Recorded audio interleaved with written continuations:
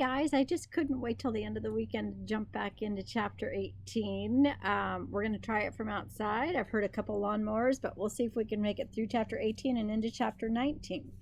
And remember, we just left our first quest, and we're on the ship right now. And let's see if I can back up a little bit. Oh, it's describing the scenery. The house sat on the top of a tall hill and was in desperate need of repair. It was very dark with tall windows, a steeple, and pointed gables. All the windows needed to be washed, and most of them were broken. Half the steps leading to the front door had already caved in. Everything on the property was either dead or overgrown. The entire estate was surrounded by a tall iron fence. Two suited guards patrolled the only entrance out the front. "Whoa," Connor said. "This may be trickier than we thought." The trio walked up to the guards in a very friendly, non-thief-like manner. "Excuse me," Alex said to one of the guards. "Is this where Cinderella's stepmother lives?" The guard glanced over to the other guard with an irritated look on his face. "This is the residence of Lady Iris and her daughters," the guard said. "And yes, she is the Queen's stepmother." "Why is it so protected?" Connor asked. The other guard made a face at him. "You're not from around here, are you?" he said. "Lady Iris is not liked around these parts. The fence is for her protection from people who vandalize her home. Lady Iris doesn't even bother fixing things anymore. There's just no point." Alex looked up at the house with a very heavy heart. Even with knowing how poorly the stepmother had treated Cinderella, she couldn't help but feel sorry for her. One of the higher windows was open, and she saw white drapes flicker inside. Someone was watching from behind them. "Could we meet her?" Alex asked. "What did you say? Meet Lady Iris?" the guard asked with a rude laugh. "No, I'm afraid not. Lady Iris never takes visitors. Run along now, back to wherever you came from," the other guard said. But Connor nudged Red. This was her cue. So she cleared her throat and looked up at them with large, bright eyes. "Gentlemen, I know it's hard to recognize me without a proper hood over my shoulders, but I will give you another chance before I grow weary," Red said with a haughty smile. The guards said nothing. They didn't recognize her at all. Red became frustrated, and her cheeks turned pink. "I am Queen Red Riding Hood of the Red Riding Hood Kingdom," she declared. Next, a guard raised an eyebrow and looked at her sideways. "If you're Red Riding Hood, where is your staff and sheep?" he said, half laughing as he spoke. "That's little Bo Peep," Red yelled and stomped her foot. The twins were growing very frustrated too. They hadn't planned on this minor setback. "Oh, let them in," said a frail voice from the very high window of the house. The guards were surprised by the command. Clearly, this had never happened. "All right, the lady says you can go inside," the guard said. So he opened the screechy gate behind him, and Red and the twins went through. They carefully walked up the front steps, and Connor knocked on the door with enormous spade-shaped knockers. They heard frantic whispering and hurried footsteps inside, and it took a moment for anyone to answer the door. But the large door swung open, and two awkward women cautiously peered from behind it. "Hello," Alex said. "May we come in?" The two women decided Red and the twins were safe and stepped out from behind the door. They were both very plain and plump, although one was shorter and heavier than the other. Each had curly brown hair and thin lips. They were the kind of women who had the potential to be pretty, but had kind of let themselves go over the years. They fidgeted with their lacy dresses, as if they had gotten ready in a hurry. Alex nudged Connor, and they both knew without a doubt they were looking at the ugly stepsisters. "Please come in," the taller of the two said with an overdramatic gesture. The twins and Red took a step inside to the house's entrance hall. A very large staircase curved up and above them all. The entire house was an absolute mess. The floors were dirty, the windows were dusty, and a foul odor lingered in the air. The twins wondered if Cinderella had been the last person ever to clean this place. "Forgive the mess," the shorter of the two said. "We just weren't expecting company." "Shocking," Red said under her breath. "No worries," Alex said. "It's just very lived in." Then a loud creak came from above them. "Girls, girls, don't be rude," said a voice. "Introduce yourselves." Red and the twins looked up to see the infamous, wicked stepmother herself standing at the top of the stairs. She was very thin, and her hair was graying and done up in an impressively high bun. Her makeup was splotchy and smeared, as if she had freshened herself up in a rush. She had a cane as she wobbled down the stairs. "Welcome to our home. I am Lady Iris, and these are my daughters, Petunia and Rosemary," she said, and the taller one curtsied, followed by the shorter one. The stairs creaked so loudly beneath her it was hard to hear what exactly she was saying. "Hello, Lady Iris," Red said. "I am Queen Red Riding Hood, and these are my second cousins, Hamlet, Ophelia." The twins cringed at the sound of their aliases. "Pleasure," Connor said, and gave Red a very dirty look. The stepmother nodded cordially, but her eyes held many questions. "Yes, I recognized you from Princess Hope's first birthday celebration at the palace," Lady Iris said. "Oh, yes, of course," Red said, surprised to share the memory. "I remember meeting you there as well." "We didn't stay very long," Lady Iris explained. "It's very hard leaving home and people boo and hiss at you wherever you go." She laughed, even though nobody found it funny. "Won't you please join us in our sitting room, Your Majesty?" Red and the twins followed the stepmother and her daughters into the next room. The stepsisters tried picking up the house as they went, but there was so much clutter, the twins didn't see why they even bothered. The sitting room had blue walls and white seats. It would have looked like a bright blue sky had it not been covered in a thick layer of grime. As it was, it resembled an overcast day. They all sat down and dust filled the air. Connor held a cough the best he could. "You just must forgive the state of the house is in," Lady Iris apologized. "My girls and I are just useless when it comes to housework, and it's so hard to find help when you have a history like ours." "Oh, I imagine," Connor said. "So, what brings you to our humble abode, Your Majesty?" Lady Iris asked. Red had no idea where to even begin.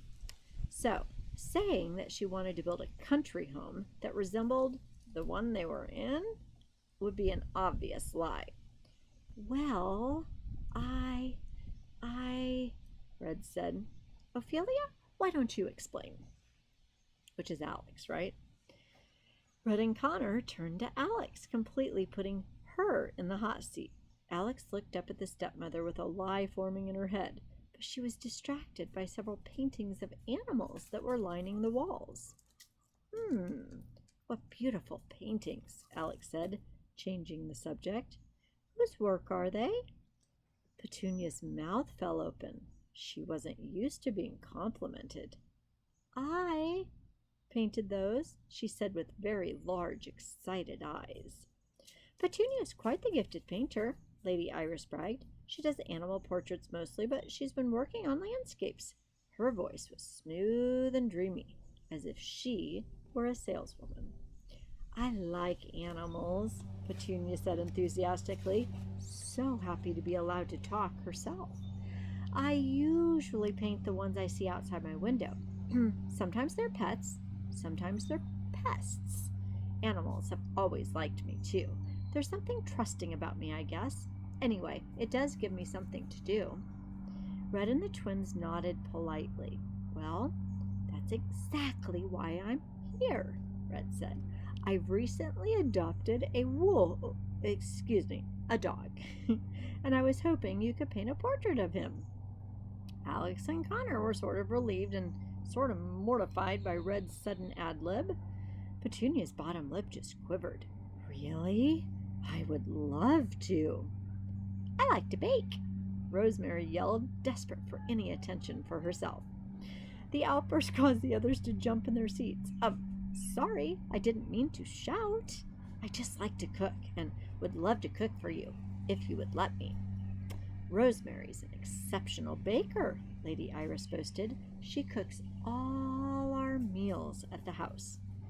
Well, someone has to, otherwise we'd starve, Rosemary said with a laugh, although it really wasn't funny.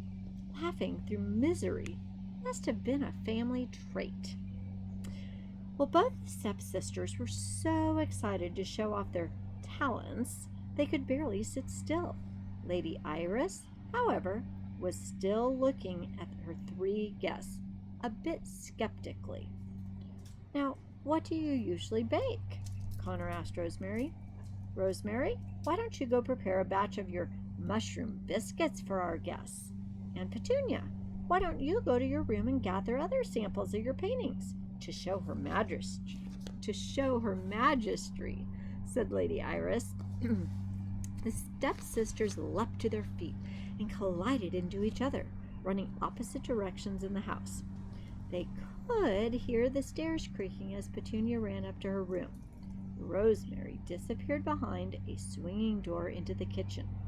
For just a split second, the twins caught sight of the stacks of dirty dishes piled.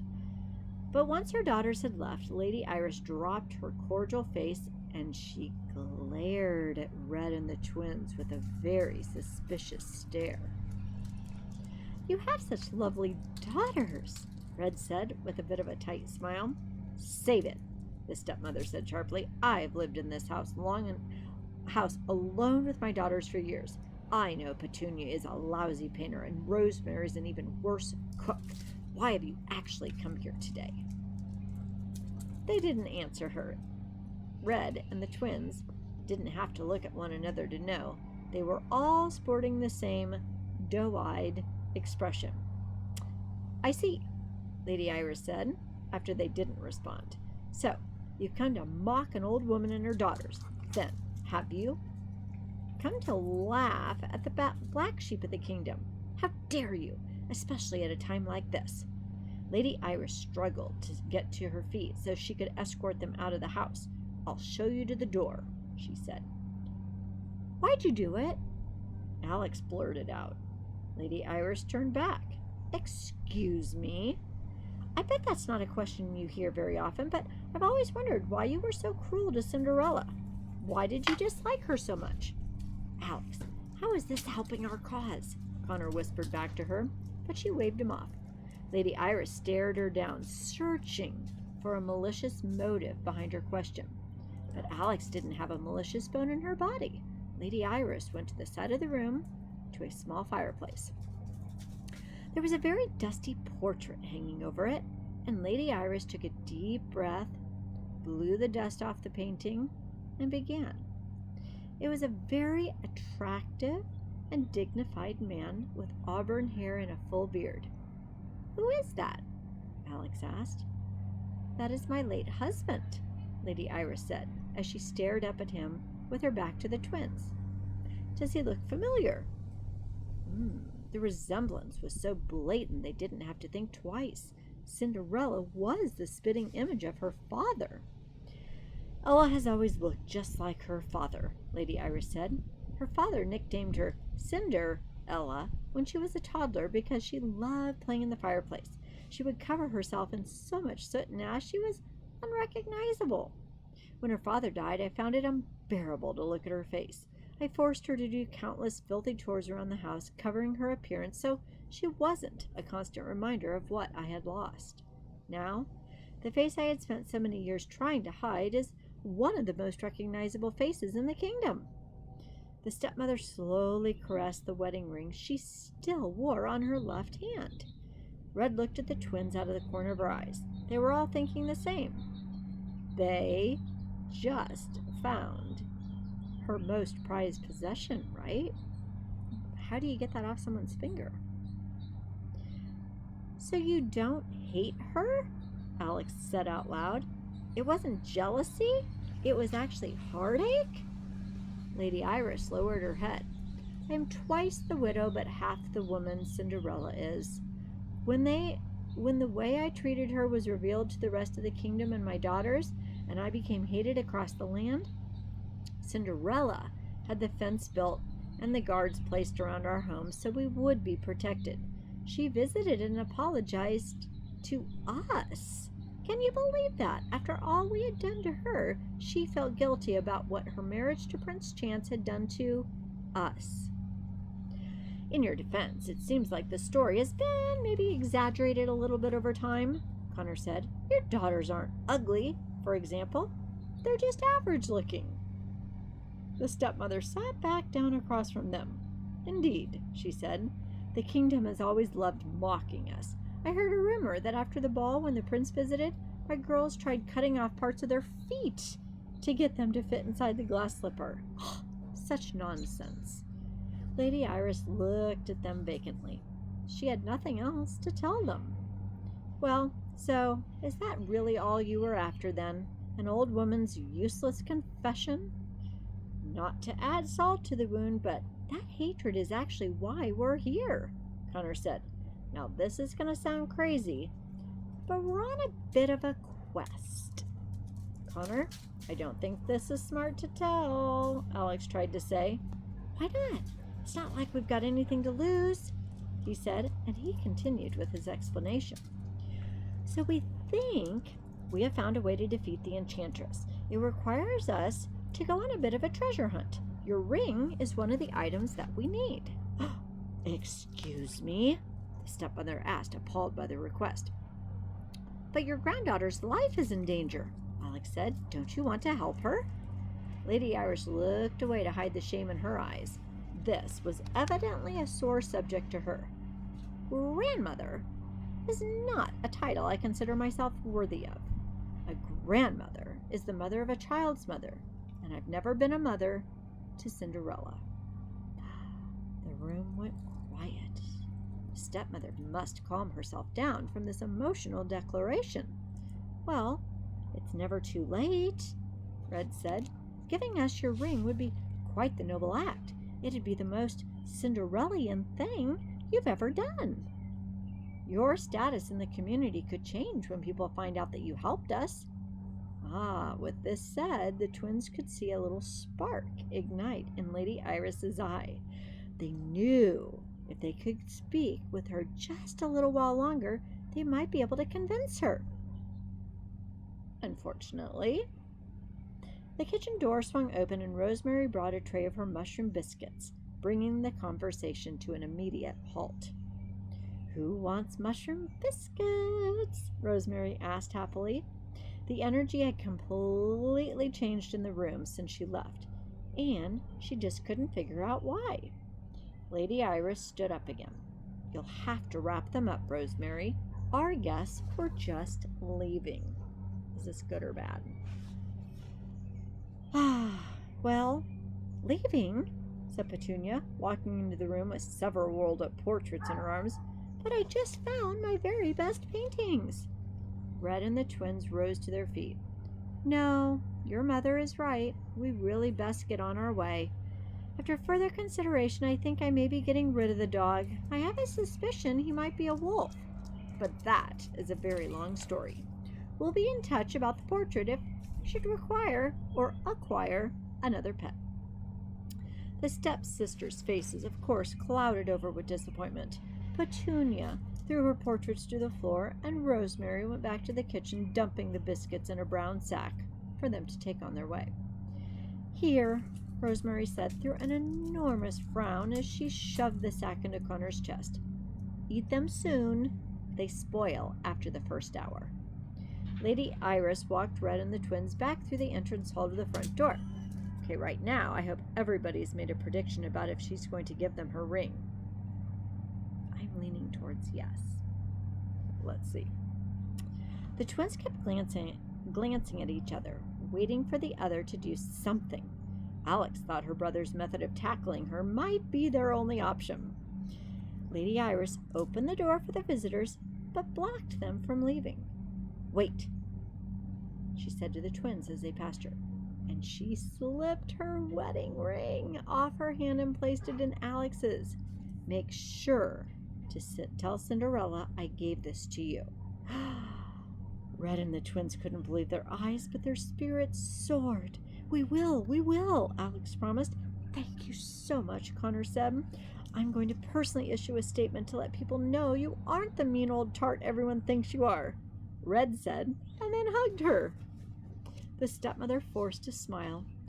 "Unfortunately, some sins are forgiven and others are never forgotten," she said.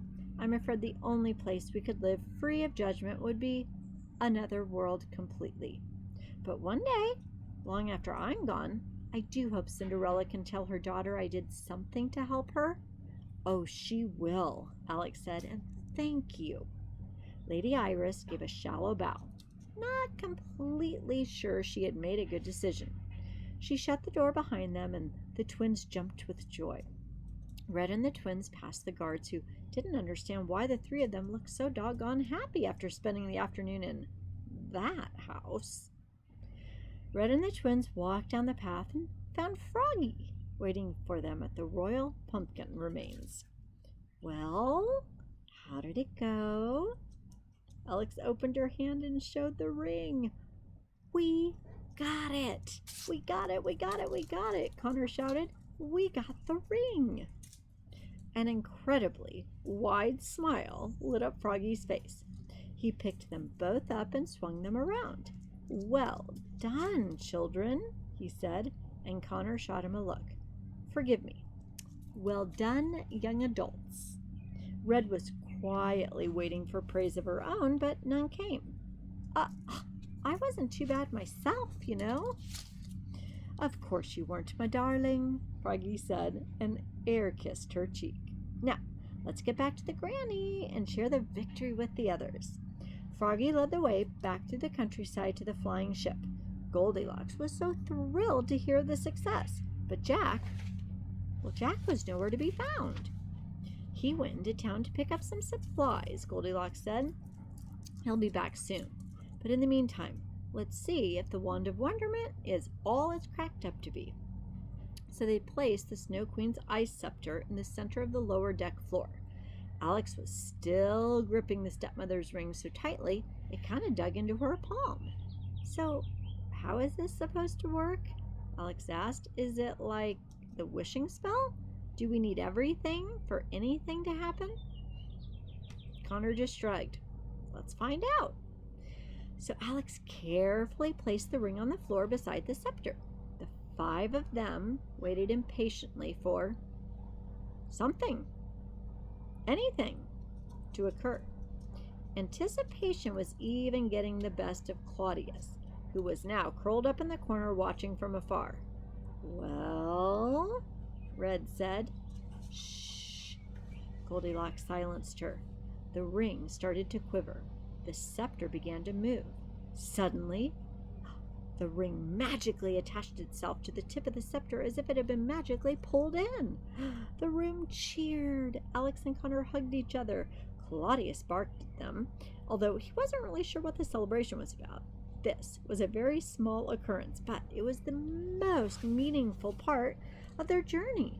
All their efforts had not been a waste. They were building the wand. Jack emerged down the steps to the lower deck a second later, just returning from his trip into town, and carried a bag full of vegetables and bread. "Jack, it's working," Connor said.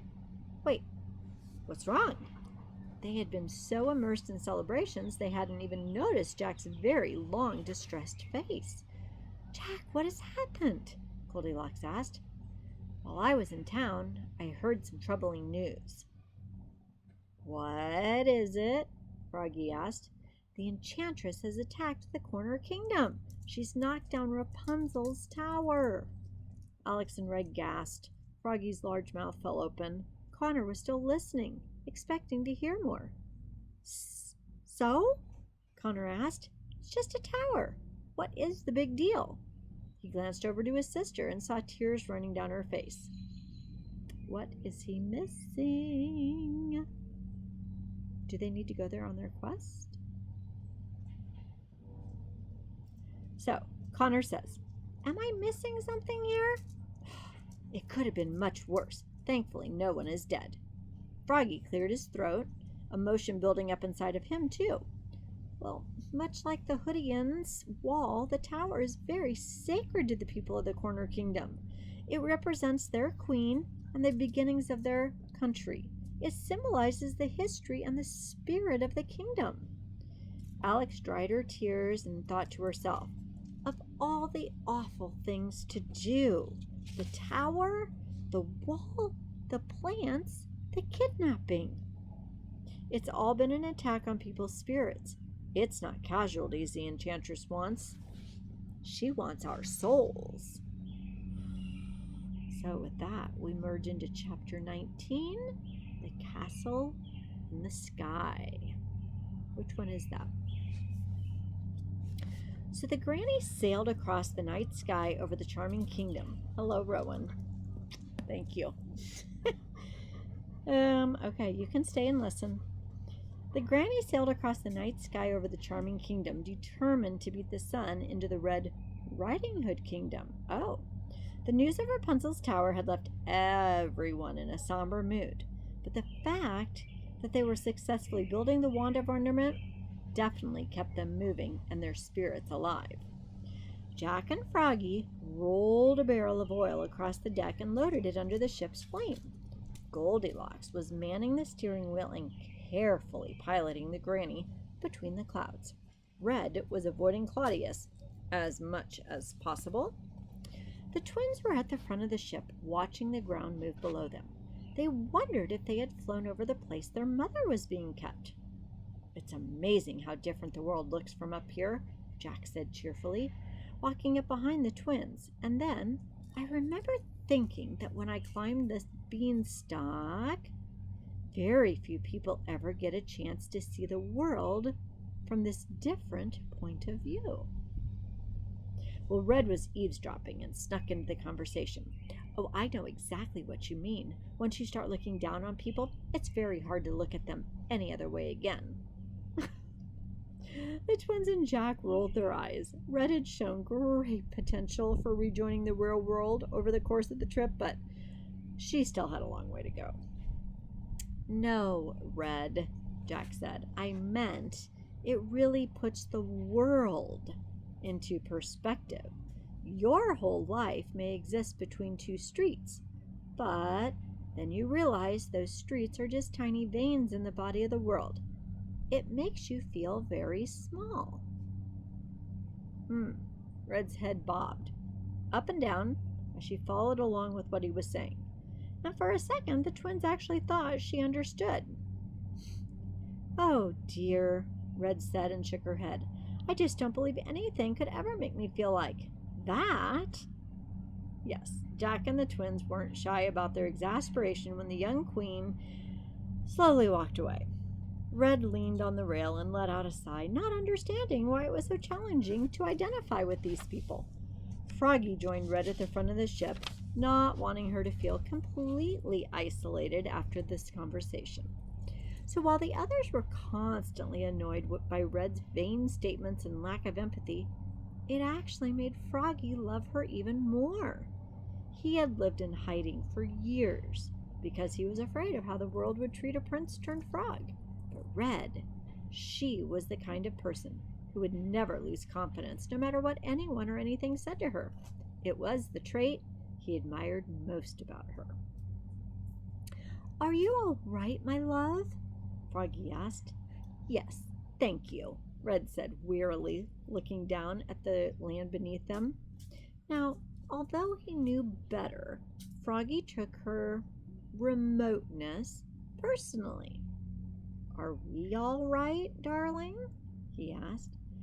I know having Jack and Goldilocks around is distressing you, but if there was ever anything besides their company bothering you, you would tell me, right? Red still hadn't figured what exactly was bothering her. It had just been a little thorn in her side. Yes, of course, darling, Red said simply, although neither of them really believed her. Froggy's mouth smiled, but his eyes remained blank. Very well, then, and he let her be.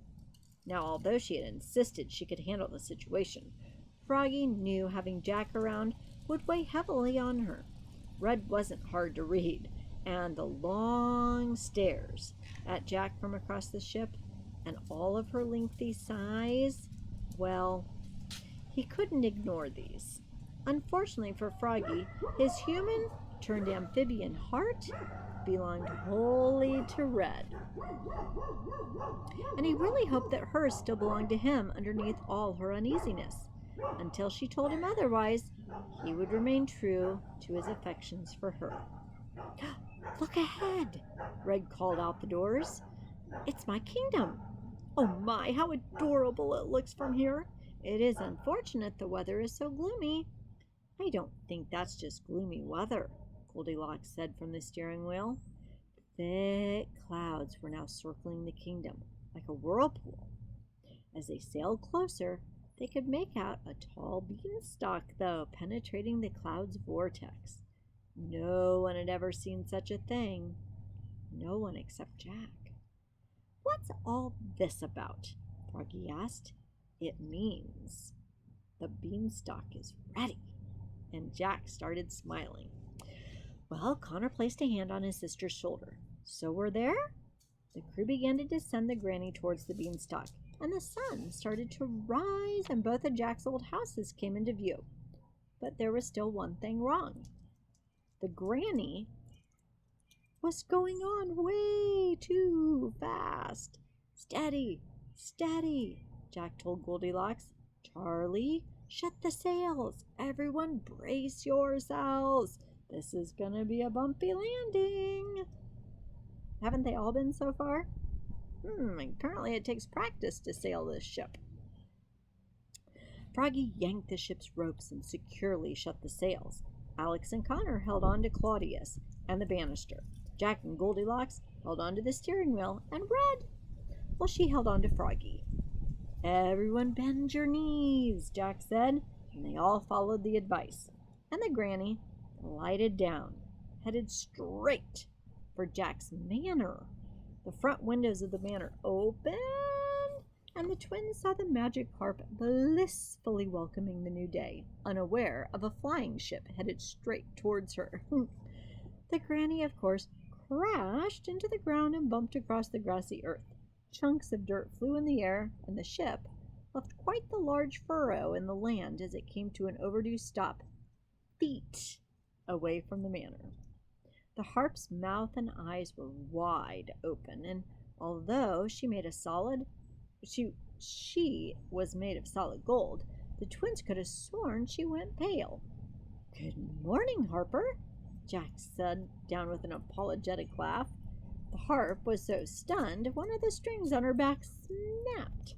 The twins couldn't blame her. After years of looking outside at nothing, she just witnessed a flying ship crashing on her front yard. What in the name of Mother Goose is going on? The harp yelled. We've been traveling.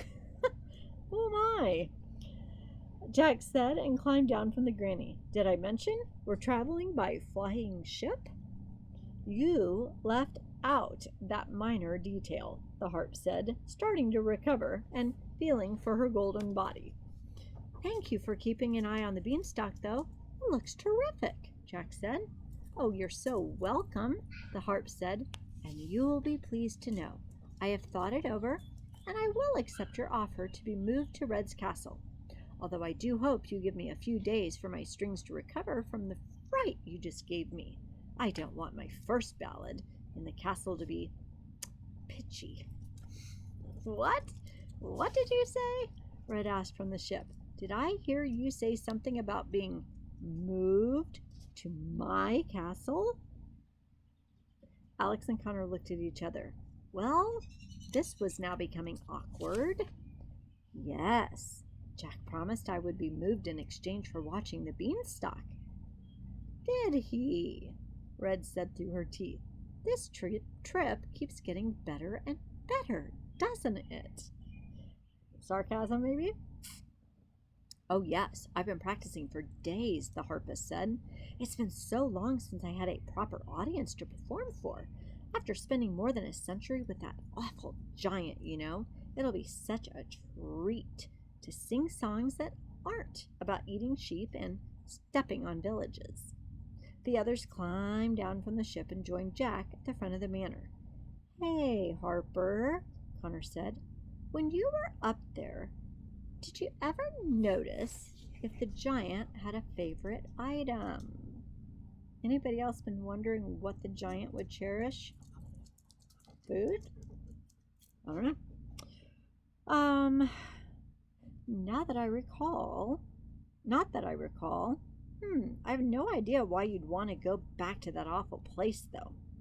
Jack inspected the beanstalk, circled around the base, and scanned it from top to bottom, kicking it in a few different places to check it out. "It's ready," he called to the others. "I'm going to climb it and return as quickly as I can." "Pardon?" Goldilocks asked and raised an eyebrow. "You actually think you're going up there without me?" "He's got to be kidding himself if he thinks we're not going to," Connor said to Alex. Well, Jack hadn't meant to offend anyone. "Forgive me. I wasn't sure anyone else would be up for it," he said. "It's not every day one gets to see a castle in the clouds," Froggy said. "Just count me in." "Okay, fine," Jack said. "I'll take the lead. However, it's really important that you climb exactly as I climb and step exactly where I step. It's really harder than it looks." Goldilocks retrieved a long rope and tied it around Jack's waist, and around hers, and then Froggy's, and finally the twins'. She went to tie it around Red's, but the Queen nervously blocked her from doing so. "What do you think you're doing?" she asked. "Just for safety," Goldilocks said, "in case one of us falls."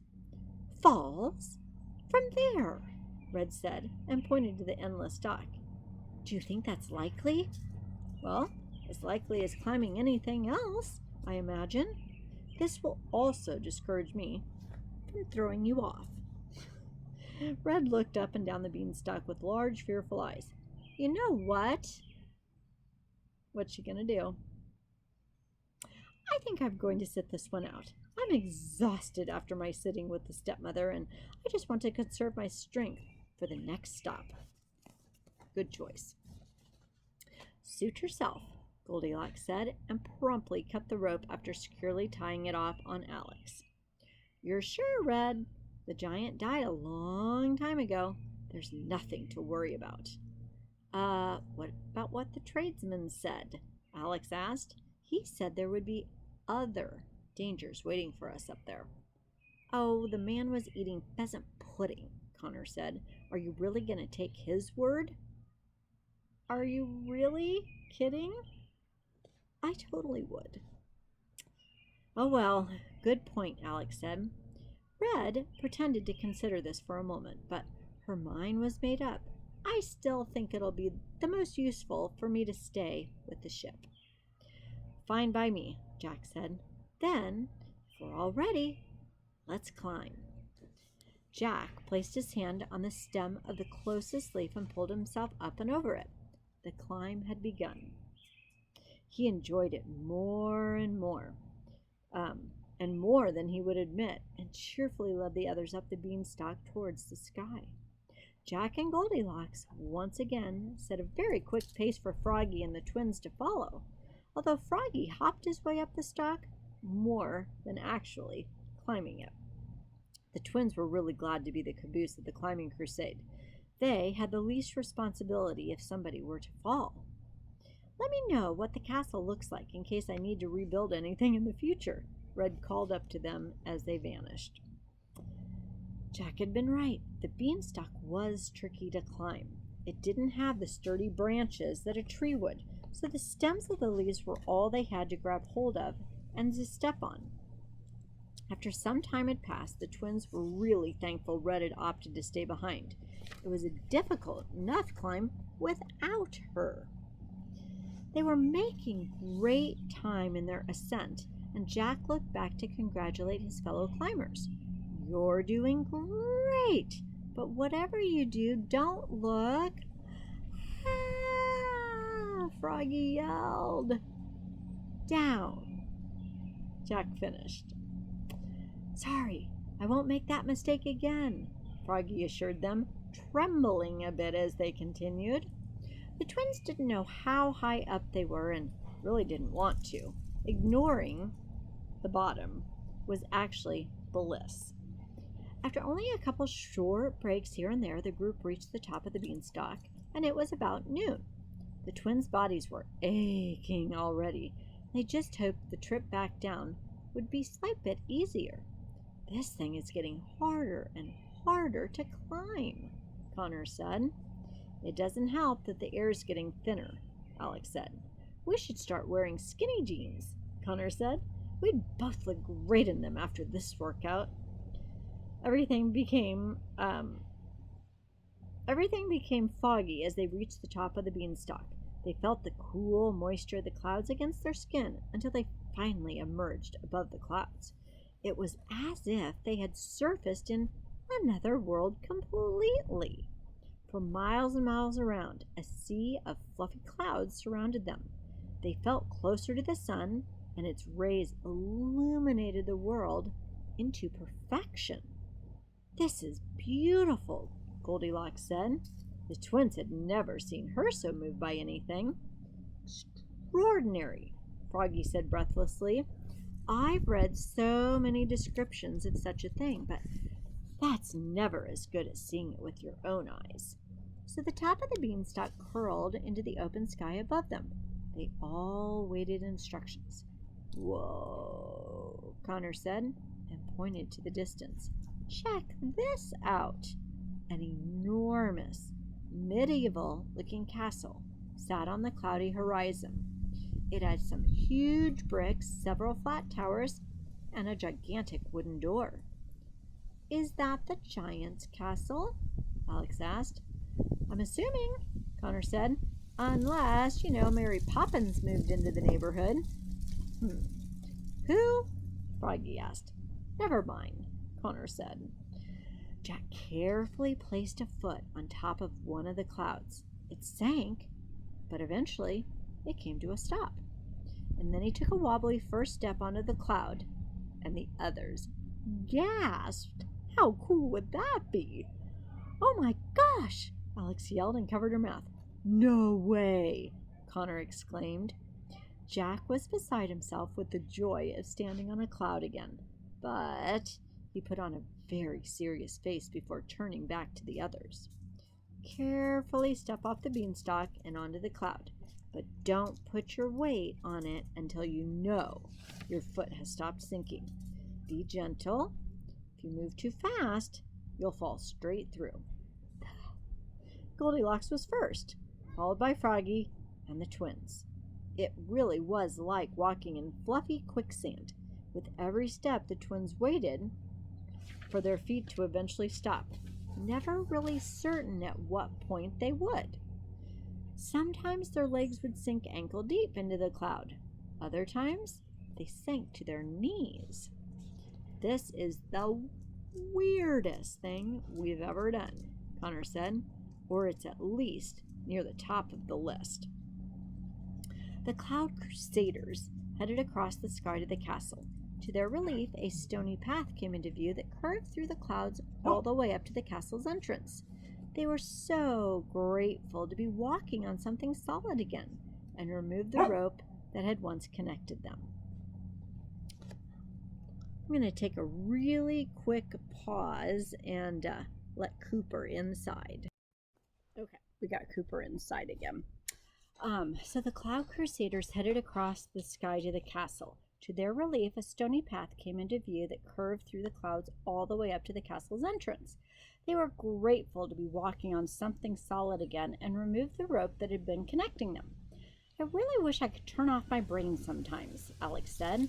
I keep trying to come up with a scientific theory that explains how we're walking on a road through the sky, but nothing is coming to mind. Connor cleared his throat. Well, to quote a girl I know, my most scientific analysis with all means of science and technology in mind is that It's magic. Alex laughed. How do you remember that? She asked.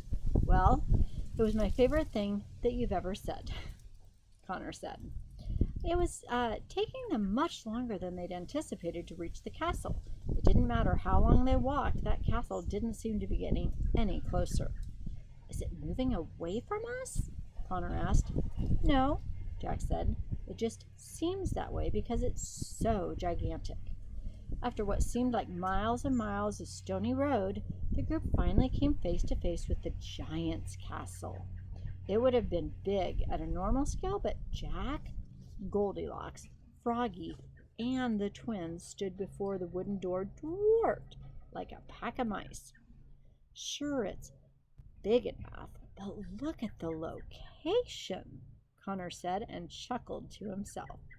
No one laughed with him. They were too overwhelmed by the castle's magnitude. Remember what you were telling us earlier about feeling small, Jack? I think if Red saw this, she'd understand what you were talking about. Thankfully, she's not here, Froggy said. Otherwise, she might try to recreate it somehow. They stayed staring up at the massive structure for at least a minute longer. Well, we can't stand out here all day. Let's go inside, Goldilocks said. How do we get in? Alex asked. Is there a doorbell, Froggy? We'll have to crawl. Follow me, Jack said. So he got on his hands and knees and squeezed into the space between the door and the ground, barely fitting. This was easier when I was a boy. They followed him under the door, each moving uncomfortably through the small space. They got to their feet on the other side, finding themselves in an entrance hall the size of a football field. The stones that made up the stone floor were the size of swimming pools, and a staircase soared above them like a dozen connected skyscrapers, each higher than the next. Wow, I wish we could have counted all the metaphors on that page, but when an author is trying to describe something that is out of this world and something obviously we've never ever seen, don't you think metaphors are the way to do it? I have a pretty good vision right now of what this castle in the sky looks like. All right. Oh, so now we have a smell. What is that awful smell? Alex asked as she covered her nose with her shirt. Goldilocks heard a loud crunch under her boot and looked down. Scattered across the entrance hall floor were hundreds and hundreds of bird skeletons. They belonged to normal-sized birds, but were large, even so. The twins assumed they were the remains of hawks or eagles. Perhaps they had flown too close to the castle and had been scooped up by something. Did the giant like birds? Connor asked Jack. Not that I remember.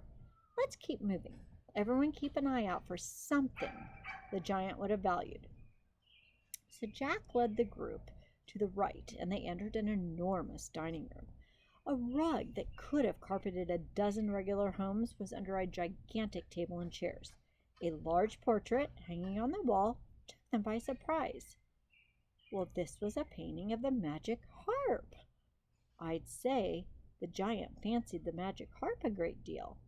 Yes, he certainly did, Goldilocks added, scanning the room in its entirety. The portrait was just one of several different artworks inspired by the magic harp.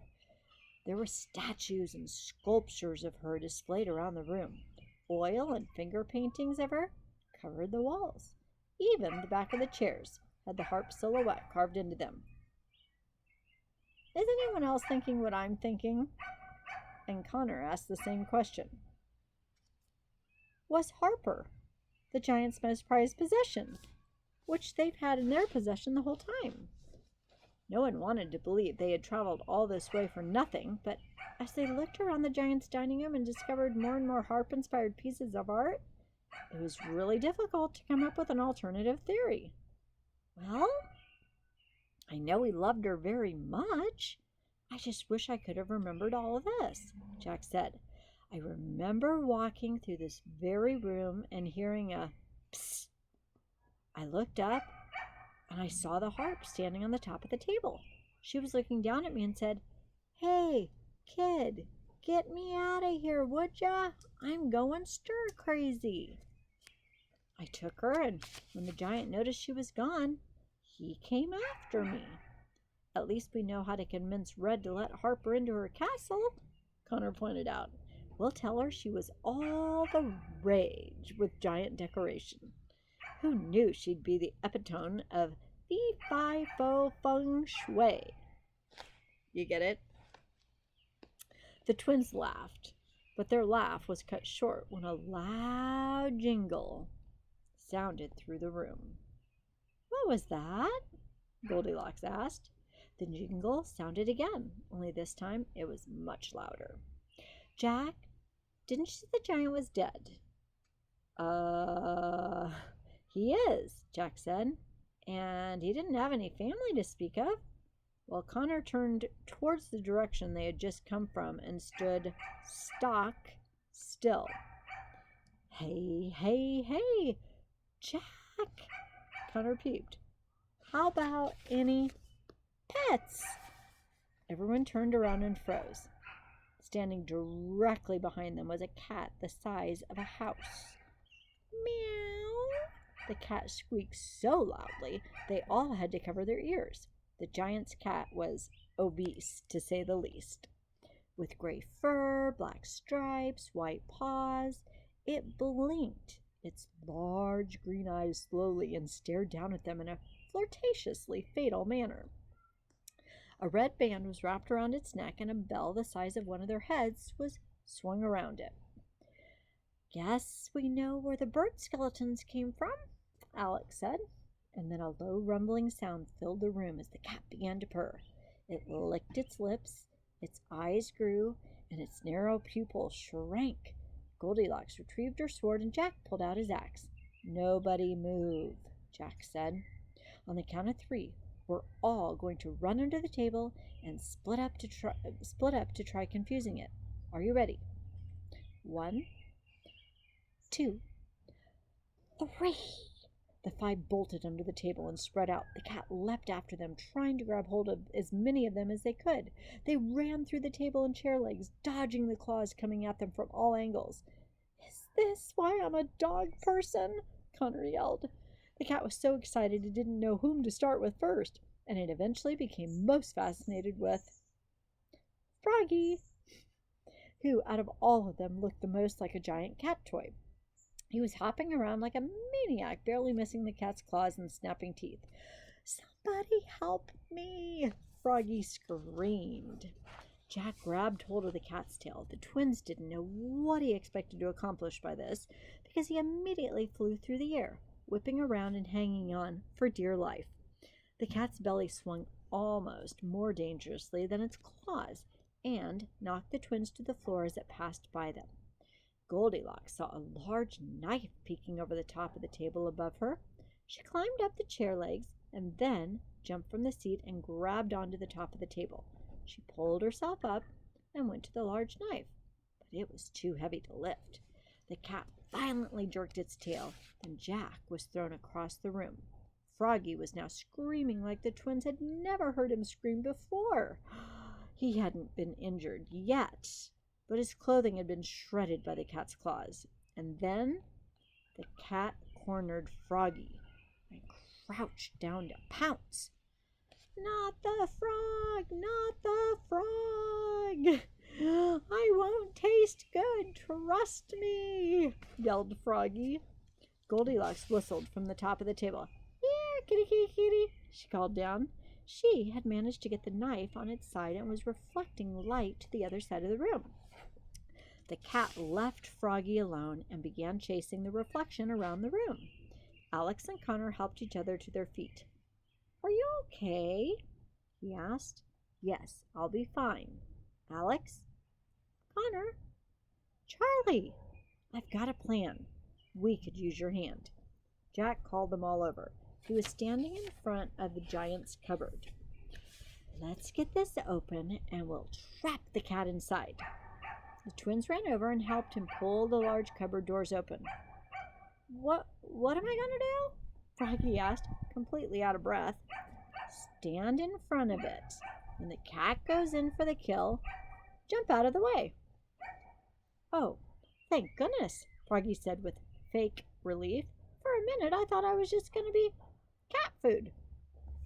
Well, the cat quickly became bored with chasing the reflection, and it looked up and saw Goldilocks on top of the table. She was what it wanted now. "Oh, no," Goldilocks said to herself. The cat ran towards her, jumping onto the top of the table in one leap. Whew. She moved around like a bug under a rug, and that drove the cat crazy. "Meow," Cat squeaked, trying to grab her through the tablecloth. "Meow." "Hey, Whiskers," Froggy shouted. "Care for some frog legs?" He did a little degrading dance to get the cat's attention. "Meow." The cat considered. "Meow." The cat decided, and he jumped towards the frog. "Now, Charlie," Jack shouted, and the twins watched in horror as if it were happening in slow motion. The cat was zooming towards Froggy, ready to sink its teeth and claws into him. Froggy hopped out of the way and at the very last second narrowly avoided the outstretched claws. The cat slammed into the cupboard, and Jack and the twins shut the door behind it. Froggy jumped them, and together they fought against the cat, trying to keep it inside. A heavy grunt came from the top of the table. Goldilocks pushed a giant spoon over the edge, and that hit the floor with a thud. She slid down the table leg like it was a pole in a firehouse, and the twins ran to her and helped her carry the spoon to the cupboard. They slid the spoon between the handles, and for now, the cat was trapped. Whew, that wasn't easy, was it? "Roar!" the cat angrily growled. "Let's get out of here," Jack ordered. "The spoon won't hold in forever." So the five of them made a mad dash to the dining room and back into the entrance hall. The cat banged violently against the cupboard doors, bending the spoon ever so slightly with every push. Jack and Goldilocks ran towards the door at full speed. They hit the floor with perfect momentum and then slid under the door. Connor tried copying them, but only tripped himself and had to climb under the door the regular way with his sister and Froggy. Once they were all outside, the five of them took off running as fast as they possibly could down the stony path. "The cat isn't going to follow us outside, is it?" Connor asked. They all glanced back, praying they wouldn't see the cat emerging from the castle behind them. What they hadn't seen until now was a giant cat door cut into the castle's door and a furious cat poking its head through it. "Oh, come on now," Connor shouted. The cat chased after them like a fat and fury torpedo, but thankfully its weight slowed it down, so it took a little while for it to catch up with them. The stony path ended, and the group of five carefully moved through the clouds at a sluggish speed. The cat was apprehensive about stepping onto the clouds, but it was also too determined to stop now. Luckily, it had just as much trouble walking on the clouds as they did, but the cat still tried clawing whoever was closest. "We've got to get down! We've got to get down!" Goldilocks shouted. "Come on, everybody crawl the rest of the way to the beanstalk." Well, they all fell to their hands and knees and were covered by the clouds. They could see where they were crawling, but at least the cat couldn't. It tried digging them out of the clouds, sending large cloudy chunks to the air, but it never found them. One by one, Jack, Goldilocks, Froggy, and the twins found the beanstalk and started their descent back to the ground. They didn't even bother with ropes this time. In fact, they were practically throwing themselves down the beanstalk. Leaf by leaf, they bounced closer and closer to the ground. "The cat's not going to follow us down the beanstalk, is it?" "Meow," the cat said, delighted to finally find them. "Oh, I hate this flipping cat," Connor yelled. The cat was descending the beanstalk behind them now, and it looked like an elephant climbing a tightrope. It was timid from the height, moving at a lazy, cautious pace, and it clearly hadn't thought this plan through. Goldilocks started slicing down the beanstalk's leaves as they passed them, making it more difficult for the cat to follow. "What in the world?" a voice was shouting up to them. It was Red. Red was staring up at the beanstalk, watching her 5 friends being chased by an enormous cat. Am I actually seeing this, or did I bump my head when we landed earlier? And now we have fire engines. "You're actually seeing it, my dear," Froggy yelled down at her. Claudius was going nuts. He barked up at the colossal cat in the sky and pulled against the restraints. The tiny wolf made the enormous cat so nervous it stopped. Now it was stuck. Does it go up? Does it come back down? "Red, you need to cut down the beanstalk," Jack yelled. "Excuse me," Red said. "You need to cut it down before the cat gets to the bottom. There should be an axe in my shack. Go get it and chop." Red looked around for someone else to do this, but she was the only one. Red mustered up all the determination she had. "Fine, I'll do it," she yelled, and she ran straight into the shack, but quickly ran back a moment later. "Wait, which axe do you want me to use?" Goldilocks slapped an open palm against her head. "The one that looks like this," Jack said, raising his own. "Oh, got it," Red said, and ran back into the shack. She ran out, dragging a large axe behind her as if it weighed more than her. "Now, quick, chop it down," Jack yelled. Red nodded. She lifted the axe, which took all the strength she possessed, and swung it toward the beanstalk. She missed it by several inches and swung again. "Come on, Red, you can do this," Alex cheered. "We believe in you." Red looked at her reflection in the axe and fixed a strand of her hair that had fallen. She took another swing. This time she hit the beanstalk, but it only left a small dent. "Oh, I hit it," Red said, jumping up and down, so proud of herself. "You're going to need to hit it about 1,000 times harder than that," Goldilocks yelled. Well, the cat grew agitated, seeing the 5 of them getting closer and closer to the ground. It started to climb down again, moving faster than ever, its bright green eyes fixed on the 5 people. So Red took another swing at the beanstalk, barely leaving any mark at all. "I can't do this," Red said through sniffles. "Yes, you can, Red. Do it for your country. Do it for your granny. Do it for me," Froggy encouraged. "Pretend the beanstalk is Goldilocks," Connor shouted. Everyone on the beanstalk froze and stared at Connor. It might work, though. Red looked down at the axe, more determined than ever. Connor had done the trick. With one very confident swing, Red sliced through the entire base of the beanstalk with practically inhuman strength. Everybody was shocked, but not as shocked as Red. Even the cat looked surprised.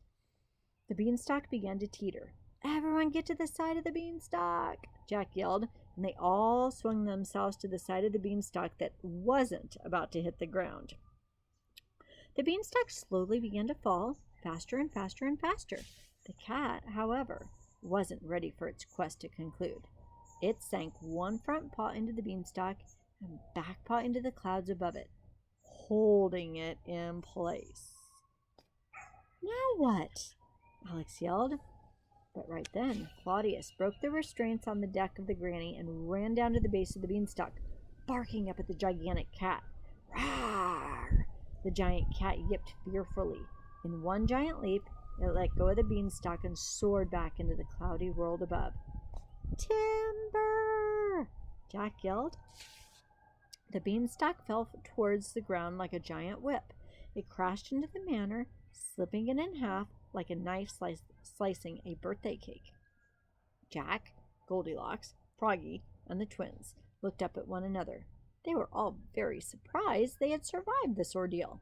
There was a moment of silence before they heard the earth-shattering scream. They looked towards the manor. The beanstalk had missed the golden harp by inches. They need that harp. That's the second time I almost died today, and it isn't even dusk, the harp shouted. The team climbed down from the beanstalk and brushed themselves off. Froggy gave Red an enormous hug. You saved our lives, Froggy said and twirled her around. Goldilocks avoided making eye contact with Red.